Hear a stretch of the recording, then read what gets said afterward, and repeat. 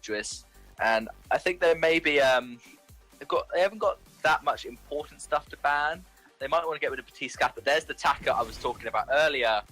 ASN know that they cannot get their Baron Taka comp because it just does really well into Baron, so they want to ban it away from Infamous to make sure that they don't get the Idris Taka comp. So a really smart ban by ASN, and coming from Infamous, the Batiste ban, that makes sure that they're not forced to pick Batiste Catherine. So obviously Glaive as a weapon power laner, that leaves ASN open to pick Cath or Batiste instead of Lance, and then they could just they could basically force Infamous to pick one of the other ones, or else you give over that disastrous Batiste Catherine combo. Yeah, this is, I think, leaving a Kestrel or a Baron up for ASN, but Infamous, look at that. They're going to be starting off again with the Samuel, or at least starting off second with the Samuel, so maybe going to use that range to bully out the Lance in the jungle? Could be, because it looks like it's going to be, yeah. Infamous very confident with their draft. They didn't use any bonus time. They were very quick on their picks, which is it's a good idea for teams to not use bonus time, because if they do that, then that kind of throws your opponent off. They think this team knows exactly what they want. Maybe they got the comp they were looking for, even though we banned away the Taka. They got the Idris Samuel. It's a good combination. Samuel doesn't have that many counters. Taka's quite good against him, but obviously ASN have banned Taka away from themselves, so that's not going to happen. I think Infamous have got a really strong pick. This last pick from ASN, it should be something to dive on Samuel. I don't think a Scarf would work that well, because Glaive's all about dive, and so is Lance. And so they could try and do a one backline hero with a double dive, which they are going to do. It's risky. They're going for the Crystal Kestrel to try and beat the Samuel. That is a 100% skill matchup between Kestrel and Samuel. I think Infamous have got a slightly better draft. I think Idris is fantastic against Crystal Kestrel. If Arden pops a flare out on where Kestrel is, Idris just dives her, she's deleted instantly. No amount of CC is going to stop him, he just blocks it. And all the heroes every single time, they kind of split between the two heroes. As I said, for that third turret which they tried to get, there was Samuel going for the hero, and there was Idris going for the turret. And so that obviously if they focus the same, they would either get an ace, or they would get the turret and be able to back off. But I think I think ASM will be quite happy that the game has restarted, because then they definitely were behind in gold, behind in turrets, and she did get caught out by Idris right before that restart. So they're going to have another chance to make sure maybe Kestrel gets a couple more active camo stuns, because I don't think Kestrel's really hit a single active camo stun this game. There was one that was blocked by Arden, and the rest of them have either been flared out or just completely dodged by Infamous. Oh, okay. Sorry, I'm just looking at the chat here for the players. They're You're like playing saying, today, yeah, I'm playing for ASN. Yay! Oh no, they took me out. Sadly, took you out. You're only spectating. Yeah, sadly, maybe one day. But all right, so like you said, they made a couple of mistakes there, but maybe this is the time for them to, remedy those mistakes and see what's going to happen as we restart our first game. Again, guys, we apologize for this technical difficulty or technical issue, but both teams are readied once again. We're going to be joining into the Halcyon full in a couple of moments. And I'm thinking right now, maybe, the longer that we are going into this tournament, maybe it's going to be starting to get on the nerves of these players. Some of them are, I think, tired already, so they might force some of these weird engagements that might just accelerate the game. But, I could be wrong, so let's just see. Yeah, definitely. We're going to see pretty similar builds on everyone. Elwood actually picking up some minion candy straight away, so it doesn't look like he is going to use that on the first wave. Maybe going to save it for when it's a good idea. And this time, SNK is going to go to the mid and is going to put vision down. So Tezzaboy is going to be unable to get that Triumph free. That's a good decision from SNK. Obviously, it's more efficient gold-wise if your captain is in the lane, but you need to stop the enemy captain from taking away your jungle. And actually, Aeon is going to use the minion candy, and they could go in on Spaghetti. Yeah, they're going into spaghetti really hard, but he does have the Shroud Step, so I think he I mean, he put his first skill on the Shroud Step, so he should be able to get away relatively safe as trying to get all of those last hits as well. Actually, no, that's a chakra, my bad. But yeah, so it's not too bad because he does at least have the Vanguard from SNK. Yeah, he does. And Kestrel, as we saw in the last game, rotating up straight away. The Impale is up now. So Tesboy going to go in. Pretty sure, yeah, Spaghetti's out of position. Impale doesn't land though, so that's not going to be a gank.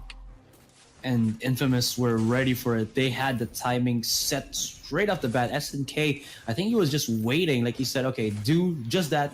My Vanguard is ready, and Spaghetti won't go down. Okay. Yep, Spaghetti will be absolutely fine. But now, at least, until Kestrel wants to rotate up again. And now he's got his Shroud Step, as you said. Now he's got his Shroud Step unlocked and got 1 point in it. And Aeon going to be unable to port home. Good basic attack from SNK and Chakram. Oh no, you monster. He wants to go back. That was a good time for him to port home. The wave was going to be pushed up, but it would take Spaghetti quite a while. And so now Spaghetti wants to port home, and he's going to Chakram for 2 CS and then back. Well, 1 CS, and then hopefully not get caught out by Kestrel for him. Should be alright, but that flare would immediately say to ASN, Spaghetti is just one guy right here, but Uni immediately comes in, activates the Drifting Dark, and he's gonna engage a little bit here. Oh no, look at the damage connecting. But Boy using the Impale, actually missing the connection onto that stun. Chingy right here setting up some active camo sneakiness, but it seems that nobody's gonna get the first blood just yet. Little Boy is a little bit dangerously low. He's going to be diving in, and this could be a setup for the first blood onto Infamous' side, and that's going to be a yes. Uni activates a Drifting Dark, chasing down onto Aeon. He's going to be going in with the Afterburst, actually connecting a pretty good pushback into their own turret. So at least they get that 2-for-1, but still, it is a 2-for-1 in favor of Infamous. Yeah, Aeon knew he was going to fall there regardless of what he did, so he decided to just afterburn Uni under turret, sacrifice his life for the greater cause to try and get a kill. That's good. Aeon did actually boots to get this wave, or maybe try and stop it with porting. And now Boy is going to help Aeon push the wave. I think Spaghetti will be able to get away. No, he's not going to try it. He probably would have finished porting home, but he saw how hard ASN are pushing this wave, which means he'll lose a lot of CS if he doesn't try and take it now. So that's a good rotation from Uni, way quicker rotating to take the jungle than Kestrel was. So that means Kestrel and Samuel actually have very similar clear speeds. Kestrel sneaky up to the top, but Infamous is pretty sure she'll be somewhere around. Yeah, but look at this, the triangle of death set up here by ASN. Drifting Dark is what to come out, but ooh, the damage from the Kestrel, the burst down, the 1-for-1, the Arden actually takes down the Archer. And still a fight will commence. Boy and Aeon cannot follow through. They won't want to go aggressive. And finally, Spaghetti able to port back home 4 minutes in. A little bit late, but still good enough. Yep, straight Sora Blade picked up for Spaghetti. Who needs boots when you can just blink around the map? That's the way to play Idris. And I guess SNK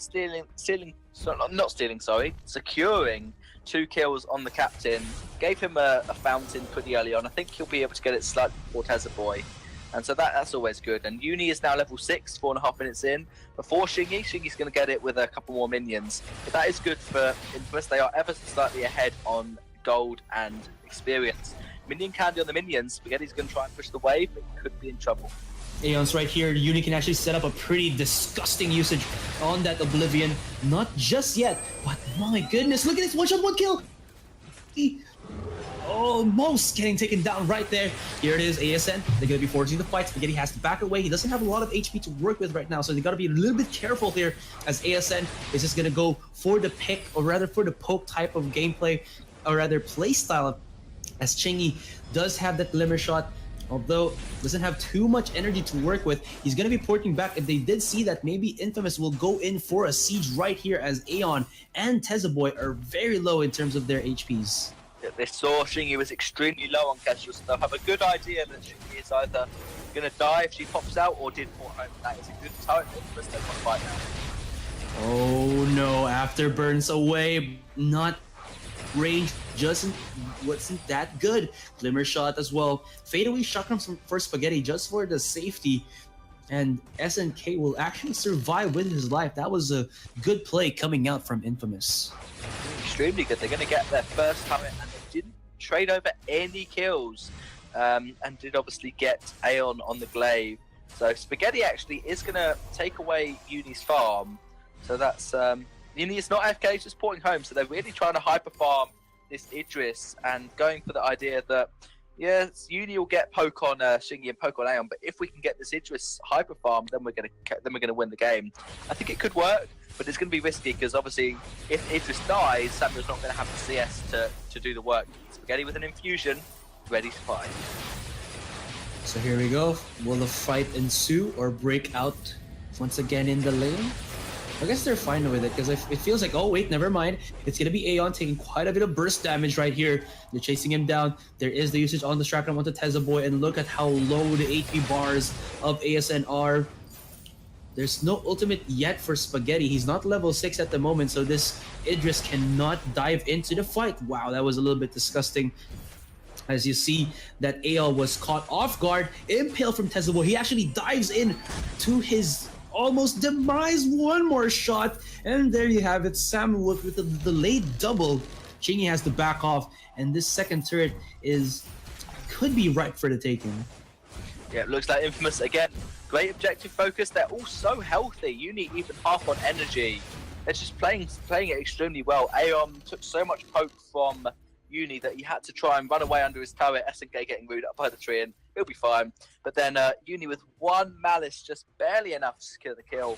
Infamous with those 2 infusions, getting so much from it. Shingy did have an infusion, but it's now run out. Whereas Uni and Spaghetti have still got theirs active. They've got a turret from it. They've got some kills off it. Infamous are also fantastic at using their infusions to their fullest potential. They will both infuse at the same time. See, Shingy's bought one, but Aeon hasn't. Aeon still needs 400 gold before he can get an infusion, whereas Infamous always infuse together, and that makes them so much stronger. Shingy could be caught out. And here we go. Gauntlet gonna be used by SNK just to keep everybody in the kill zone. The Drifting Dark will also give lots of damage output and mobility here for Uni as he drops in the sickest of Malice and Verdicts. Teza Boy and Shingy not in their base at all. They're retreating onto the jungle, but this active camoed Kestrel might not escape. Teza Boy will be trying to get away from the Lance. They spot out Chingy, they spot out Teza Boy, so they're just trying to stop their ports for the meantime. It's going to be Captain versus Captain, or rather, Lance versus Arden. But the turret is destroyed. They're pushing it in.